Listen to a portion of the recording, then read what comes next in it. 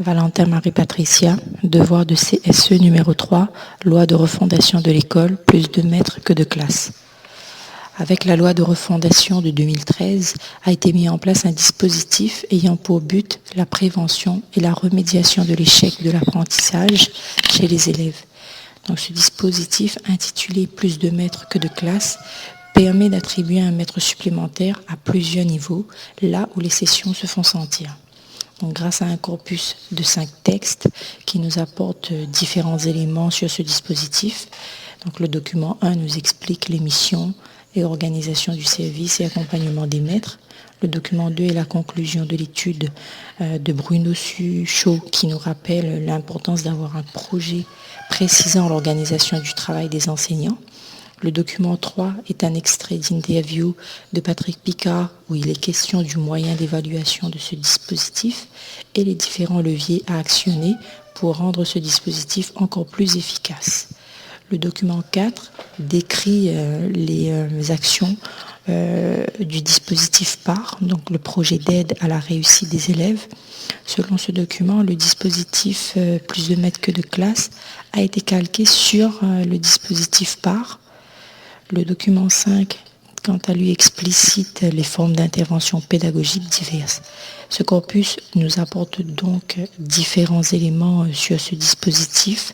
Cependant, comment est mis en place ce dispositif dans les écoles, à savoir quels en sont les auteurs, les acteurs, quelles en sont les grandes lignes. Pour tenter de répondre à cette problématique, nous verrons dans un premier temps en quoi la mise en œuvre d'un tel dispositif dans une école est complexe, puis dans un deuxième temps, pourquoi il est indispensable d'avoir un projet rédigé par l'équipe pédagogique sous l'autorité du directeur, et enfin, dans un troisième temps, lors d'un conseil des maîtres, quels sont les éléments importants à mettre en avant lors de l'arrivée d'un maître plus, d'un maître supplémentaire. Ce sont surtout les écoles de l'éducation prioritaire qui sont concernées par ce dispositif. Les objectifs de toute équipe enseignante, c'est de conduire chaque élève à la maîtrise du socle commun de connaissances, de compétences et de culture, de prévenir la difficulté scolaire en primaire, de mieux répondre et remédier aux difficultés rencontrées par les élèves. Donc, la complexité de la mise en œuvre de ce dispositif dans une école repose sur le fait de ne pas confondre le maître plus avec les membres du RASED, de veiller à une bonne complémentarité et à une bonne articulation avec tous les autres dispositifs spécifiques, l'aide pédagogique complémentaire, l'accompagnement éducatif, l'aide que peut apporter le RASED. Un autre élément qui rend ce dispositif complexe, c'est l'équipe des maîtres de l'école. Donc en effet, il est primordial que le travail d'équipe fonctionne de manière optimale, car l'équipe est responsable de la cohérence des interventions et des modalités choisies. Elle est garante de l'efficacité du dispositif et sa stabilité doit donc être recherchée. Il s'agit d'établir une véritable collaboration entre professionnels pour pouvoir interroger les pratiques des uns et des autres, observer et analyser de manière objective les réussites et les obstacles rencontrés par les élèves, les réussites au niveau de l'école et les améliorations nécessaires de certaines pratiques ou dans certains domaines ciblés. Le travail d'équipe est donc en ce sens une priorité de ce dispositif. Le maître plus ne doit pas être ressenti comme un observateur critique et dérangeant lors des échanges, ce qui fonctionne, ce qu'il y a à améliorer. Donc, l'ouverture d'esprit, le travail commun et les échanges communs pour la réussite des élèves doivent rester la priorité de chaque équipe d'enseignement, équipe d'enseignants. Donc il ne s'agit plus là d'un travail personnel organisé, structuré pour une classe.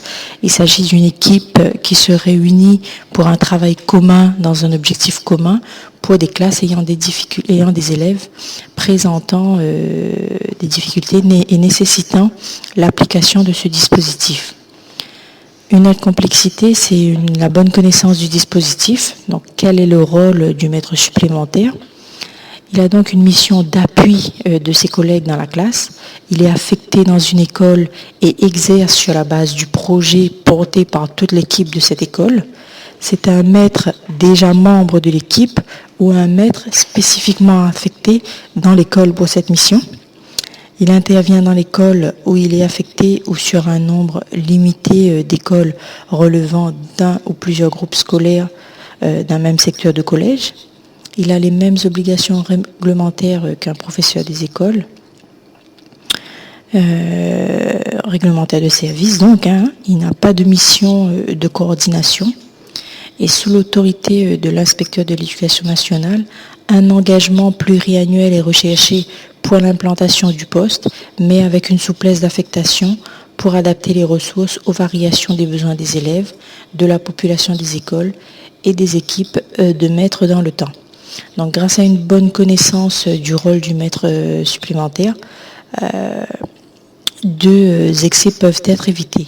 Alors, faire de l'enseignant supplémentaire l'expert de la difficulté scolaire au sein de l'école, en ne lui laissant que les élèves présentant de grandes difficultés d'apprentissage, ou de le considérer à contrario comme un simple moyen pour décharger le maître de la classe, le maître plus le maître supplémentaire, donc s'occupant des élèves sans problème pour permettre aux titulaires de se consacrer aux élèves en difficulté. Ainsi, la complexité de la mise en œuvre de ce dispositif repose sur 3 grands axes. Ne pas confondre RASED et maître supplémentaire, arriver à optimiser le travail en équipe, bien connaître le rôle du maître supplémentaire afin d'éviter de tomber dans des traverses. Un projet rédigé par l'équipe pédagogique sous l'autorité du directeur paraît donc indispensable. Mais pourquoi ? Tout d'abord, il est nécessaire de procéder à une analyse des ressources existantes afin d'exploiter au mieux les apports du maître supplémentaire dans la démarche pédagogique conduite par l'équipe enseignante. Le projet, après rédaction, est validé par l'inspecteur de l'éducation nationale chargé de la circonscription. Il est inscrit dans le projet d'école et est présenté en conseil d'école. Le projet précise des objectifs clairs et précis, notamment les modalités d'intervention du maître supplémentaire. Il explicite le rôle du maître supplémentaire en relation avec les titulaires des classes afin qu'il n'y ait pas d'amalgame. Les modalités d'intervention déterminées en équipe en fonction des besoins des élèves, selon les contextes locaux. La possibilité d'adaptation en cours d'année à l'évolution des besoins des élèves, l'organisation du service des maîtres qui découle du projet élaboré, le déroulement des activités sur un temps assez long pour l'efficacité de l'action pédagogique, le dispositif de concertation et de régulation des actions par les enseignants concernés, un engagement de toute l'équipe enseignante de l'école, des organisations autres que par classe sont possibles, dans l'esprit des cycles, groupes de besoins ou de compétences, rassemblant des élèves d'un même cycle, d'âges différents, etc. Toute l'équipe pédagogique est et doit se sentir concernée par ce projet. Un principe à respecter, pas de projet, pas de moyens supplémentaires. Le projet adossé à une politique explicite engage toute l'équipe d'école et doit intégrer dès sa conception un volet d'évaluation de son action par l'équipe elle-même. L'engagement dans le projet concerne toute l'équipe enseignante de l'école, même si l'action du maître supplémentaire se concentre sur un cycle, voire un niveau. Le projet définit les modalités de la collaboration entre le ou les titulaires de la classe et le maître supplémentaire. La priorité est donnée au travail au sein même de la classe. Afin de répondre aux besoins identifiés, la recherche de nouvelles organisations pédagogiques au sein de l'école est encouragée. Le projet élaboré doit tout à la fois éclairer le travail réalisé par chaque enseignant dans sa classe et donner du sens au travail collectif de l'équipe pédagogique de l'école. Ce dispositif peut conduire les enseignants à travailler autrement. Il faut aussi analyser et tenir compte des ressources locales existantes, donc maîtres de soutien, enseignants spécialisés, les maîtres formateurs, pour mieux insérer le dispositif dans la demande de l'équipe d'école. Voilà donc toutes les raisons pour lesquelles il est indispensable que le projet soit rédigé par l'équipe pédagogique sous l'autorité du directeur, car tout le monde est concerné par ce dispositif à son niveau et que le travail d'équipe est une des clés permettant d'arriver à atteindre les objectifs fixés dans le projet. Cependant, quels éléments sont importants d'être mis en avant lors de l'arrivée d'un maître supplémentaire dans l'école? Donc, le mois de juin est l'occasion de faire le point sur l'avancée du projet d'école. Le bilan de toutes les actions est effectué et on peut laisser place à l'ébauche de nouveaux projets qui permettront de valider les points n'ayant pu être finalisés en cours d'année ou de mettre en place tout simplement de nouveaux projets. C'est l'occasion, lors de l'arrivée du maître supplémentaire, de définir avec lui et avec toute l'équipe les modalités de son intervention au sein de l'école.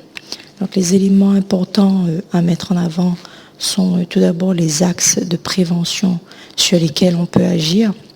Donc si au cycle 2, des élèves ne maîtrisent pas encore la lecture, les maîtres titulaires peuvent travailler en cohésion avec le maître supplémentaire pour mettre en place une organisation optimale qui permettra aux élèves de mieux appréhender la lecture. Les classes sur lesquelles le maître supplémentaire va agir en fonction des difficultés rencontrées par les élèves. Le maître titulaire travaille en équipe avec le maître supplémentaire des classes désignées.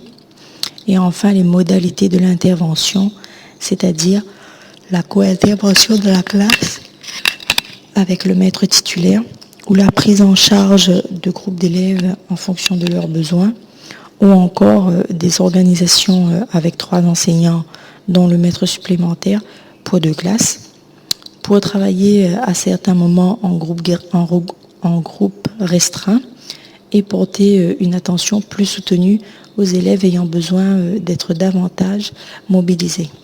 Ainsi, 3 éléments me semblent importants à mettre en avant, donc les axes de prévention sur lesquels on peut agir, les classes sur lesquelles on va agir et les modalités de l'intervention. Pour conclure, on peut dire que ce dispositif ne saurait exister sans la participation active de tous les enseignants, de toute l'équipe pédagogique. Donc ce travail d'équipe est en effet primordial afin que ce dispositif puisse se développer et trouver son apogée dans la réussite des élèves. Pour cela, chacun doit s'interroger sur sa pratique, accepter que quelqu'un d'autre ait accès à la classe, aux élèves et à leur façon de faire. Donc grâce à ce travail d'équipe, le dispositif plus de maîtres que de classe aura une plus grande efficacité. Cependant, il est certain qu'il faudra éviter de tomber dans de nombreuses dérives, telles que, comme on l'a vu dans l'exposé, considérer le maître supplémentaire comme un moyen de pallier aux difficultés, c'est-à-dire remplacer le maître auprès des élèves qui ont un bon niveau pour que le maître puisse s'occuper des élèves ayant des difficultés, ou encore le considérer comme un expert de la difficulté et le laisser prendre en charge uniquement les élèves présentant des difficultés.